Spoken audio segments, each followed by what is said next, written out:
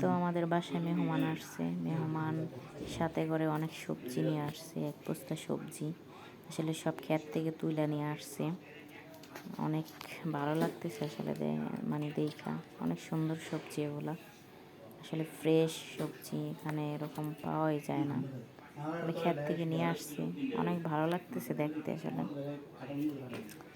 অনেক খুশি সবজিগুলো পেয়ে। হ্যালো বন্ধুরা, আসসালামু আলাইকুম। আপনারা সবাই কেমন আছেন? ইনশাল্লাহ আমি অনেক ভালো আছি, আল্লাহর রহমতে, আপনাদের দোয়ায়।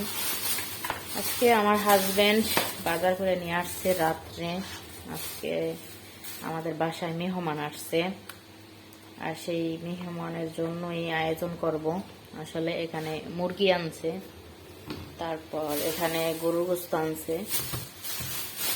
গরুর গোস্ত এগুলো অনেক টাটকা আসলে। তো এই তো আজকে অনেক আয়োজন থাকবে মেহমানের জন্য। এই তো মেহমানের জন্য গরুর গোস্ত রান্না করব, তারপর আবার মুরগি রান্না করব, তারপর এখানে আমি ডিম ভুনা করব, তাই ডিম সেদ্ধ দিয়ে দিছি। আমি ডিম বসাই দিচ্ছি।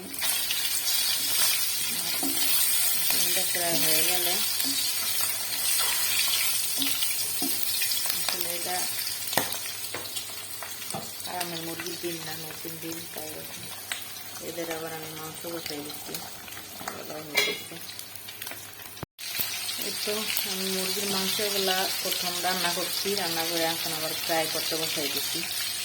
এগুলো আসলে ফ্রাই করবো তেলে। তারপর আমার গরুর মাংস আমি বসাই দিচ্ছিলাম, একেবারে আসলে সময় নেয় এসছে, খুব জলদি জলদি করতেছি। আসলে মেহমান আসলে একটু তাড়াহুড়োই পরে, যেহেতু আমি অনেক আইটেম রান্না করবো, একটু তাড়াতাড়ি করতেছি। এবারে আমার সব কিছু হয়ে গেছে।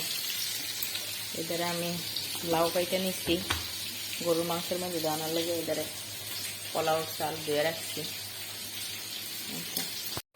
যে আমার গরুর মাংস কষানো হয়ে গেছে, এখন আমি লাউ এগুলা দিয়ে দেবো।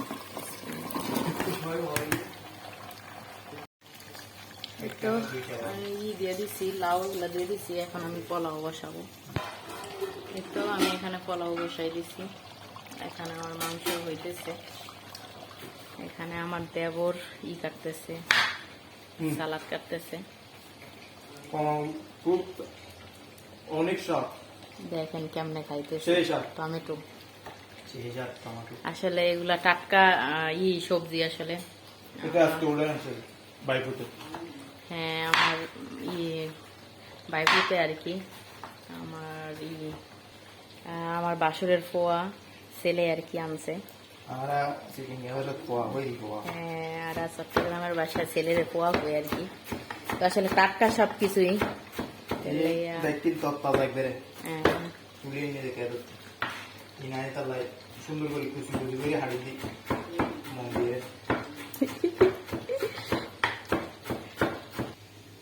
এই তো আমার তরকারি হয়ে গেছে। আসলে এখানে গরুর মাংসগুলা মানে কালা থাকে, তাই কালারটা আসলে ভালো বোঝা যাচ্ছে না রাত, তাই। এই তো এখানে আমার পোলাও হয়ে গেছে। এই যে পোলাওর কালারটা একটু দেখা যাচ্ছে, মানে এটা আসলে ঘি দিছি, ঘির কালার এরকম, তাই।